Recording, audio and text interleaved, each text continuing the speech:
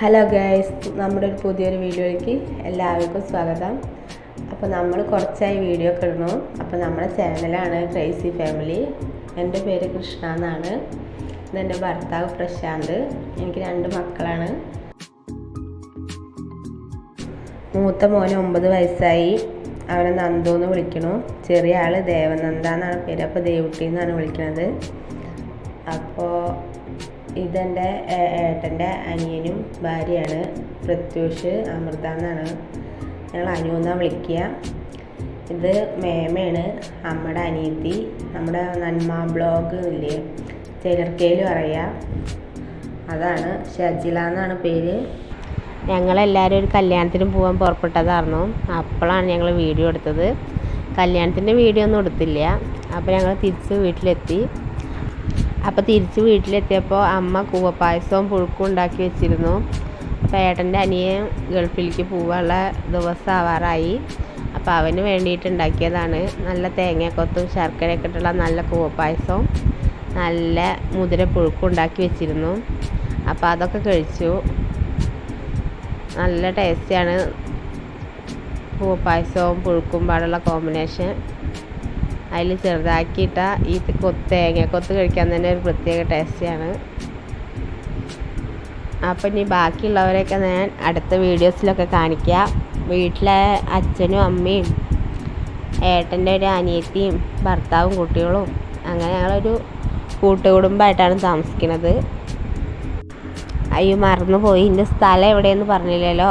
ഒറ്റപ്പാലത്ത് വെള്ളിയാടാണ് എൻ്റെ സ്ഥലം. അപ്പോൾ അവിടേക്കാണ് എന്നെ കല്യാണം കഴിച്ച് കൊണ്ടുപോയിരിക്കുന്നത്. എൻ്റെ വീട് പാവക്കോണത്താണ്. അപ്പോൾ അതാ ഞങ്ങൾ കൂവപ്പായസമൊക്കെ കഴിച്ച്. അപ്പോൾ നോക്കുമ്പോൾ നമ്മുടെ നന്ദുവിന് കാലിന് എന്തോ ഒരു ഉളുക്ക് പോലെ. അപ്പോൾ അവൻ 2 ദിവസമായി ഞൊണ്ടാൻ തുടങ്ങി. ഞൊണ്ടി നടക്കുന്ന പോലെ ഉണ്ട്.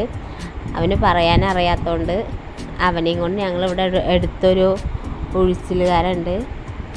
അപ്പോൾ അവിടേക്ക് പോകാൻ പുറപ്പെടുകയാണ്. വർത്താനം പറയാൻ പറ്റില്ല എന്ന് പറഞ്ഞല്ലോ. അവന് ചെറുതായിട്ട് ഓട്ടിസം ഉണ്ട്. അപ്പോൾ അതാണ് അവനെല്ലാം ചെയ്തു കൊടുക്കുന്നത്. അവനെ കാഴ്ചയിലൊന്നും നമുക്ക് പെട്ടെന്ന് മനസ്സിലാവില്ല. എന്നാൽ അവൻ്റെ ഓരോ ബിഹേവിയർ കാണുമ്പോൾ നമുക്ക് അറിയും. സാധാരണ കുട്ടികളെ പോലെയല്ല. അവൻ വർത്താനം പറയുമോ, അവന് യാതൊരു ഇതുമില്ല. അവന് ഞങ്ങൾ സ്പീച്ച് തെറാപ്പിയൊക്കെ കൊടുക്കുന്നുണ്ട്. ഇവിടെ അടുത്ത് തന്നെ ഒരു ഓട്ടിസം സെൻ്റർ ഉണ്ട്, അനങ്ങിനടി. അപ്പോൾ അവിടേക്ക് കൊണ്ടുപോകുന്നുണ്ട് ആഴ്ചയിൽ 2 ദിവസം. അവനെ നമുക്ക് മാറ്റിയെടുക്കാൻ പറ്റും എന്നുള്ളൊരു വിചാരമാണ്. അപ്പോൾ അവൻ പ്രത്യേക സൗണ്ടൊക്കെ ഉണ്ടാക്കിക്കൊണ്ടിരിക്കും. അത് നമുക്ക് ഈ വീഡിയോസിലൊക്കെ കാണാം. ഇത്ര ദിവസം ഞാൻ അതൊന്നും പറഞ്ഞിരുന്നില്ല. ഇതൊക്കെ എന്താ പറഞ്ഞുകൊണ്ടിരിക്കണമെന്ന് വിചാരിച്ചു. അവനിപ്പോൾ ആദ്യത്തേക്കായി നല്ല വ്യത്യാസമുണ്ട്. അവന് കുറേ കാര്യങ്ങളൊക്കെ മനസ്സിലായി തുടങ്ങുന്നുണ്ട്. അച്ഛനെയും അമ്മേനെയും അവൻ്റെ വീട്ടുകാരെയും എല്ലാം നല്ലതായിട്ട് മനസ്സിലാവുന്നുണ്ട്. അത് തന്നെ നമുക്കൊരു മാറ്റമായിട്ട് ഞങ്ങൾ കാണുന്നു.